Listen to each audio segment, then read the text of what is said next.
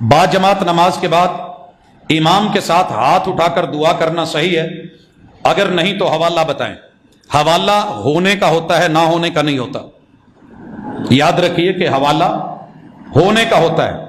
محمد رسول صلی اللہ علیہ وسلم کی پوری سیرت طیبہ میں، ساری زندگی کی نمازوں میں مجھے ایک بھی نماز ایسی نہیں ملی کہ فرض نماز کے بعد سلام پھیر کے اسی مصلی پہ بیٹھ کے میرے محبوب نے ہاتھ اٹھا کے باجماعت اجتماعی دعا کی ہو۔ ایسی کوئی صحیح روایت نہیں ہے۔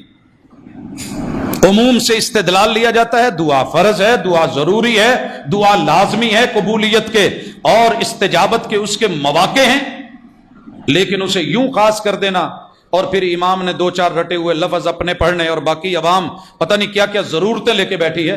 اسی لیے رسول اللہ صلی اللہ علیہ وسلم نے انفرادی دعا زیادہ کروائی ہے۔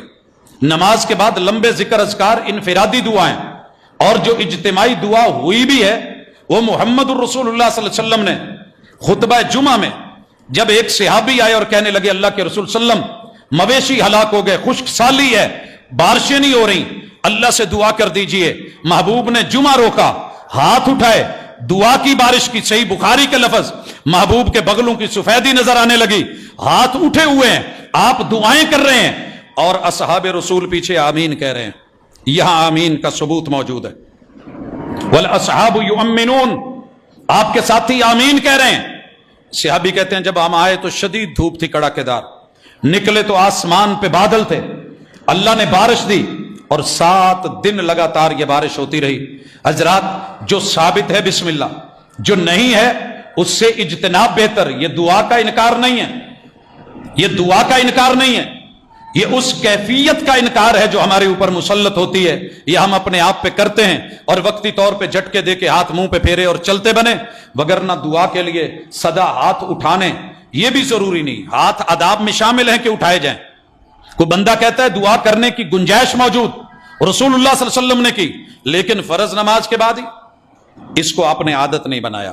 وگرنہ آپ کو پتہ ہے جب ہم قیام میں آتے ہیں ہاتھ باندھتے ہیں تو ثنا بھی دعا ہے، کوئی یہاں باندھ رہا ہے، کوئی یہاں باندھ رہا ہے، کوئی چھوڑ رہا ہے، دعا ہے، فاتحہ دعا ہے، اس کے بعد جو صورتیں ملائی جاتی ہیں ان میں دعا ہے۔ کبھی ہاتھ گھٹنوں پہ رکھ کے دعا کی گئی، سبحان ذی الملکوت والجبروت والکبریاء والعظمہ سبحان ربی العظیم۔ کبھی کھڑے ہو کے ربنا ولک الحمد حمدا کثیرا طیبا مبارکا فی، ہاتھ لٹکا کے یا باندھ کے دعا کی گئی۔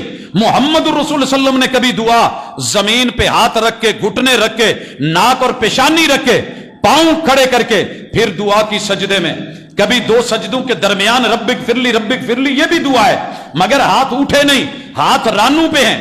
اور کبھی تشہد میں لمبی دعائیں ہیں، ہاتھ پھر رانوں پہ ہیں، انگلی اٹھی ہوئی ہے، تو سلام پھیرتے ہی کون سا اسپیشلی آرڈر آیا ہے کہ سبھی ہاتھ اٹھاؤ نہیں تو دعا کے من کرو؟ ایسی رسول صلی اللہ علیہ وسلم سے کوئی صحیح روایت ملتی تو ہمارا حوالہ ہوتا، لیکن نہیں ہے۔ اس لیے اللہ کا شکر ہے، کوشش کرتے ہیں انفرادی دعا، ذکر اذکار وہ کیے جائیں۔ اللہ میرے وطن عزیز کی حفاظت فرمائے۔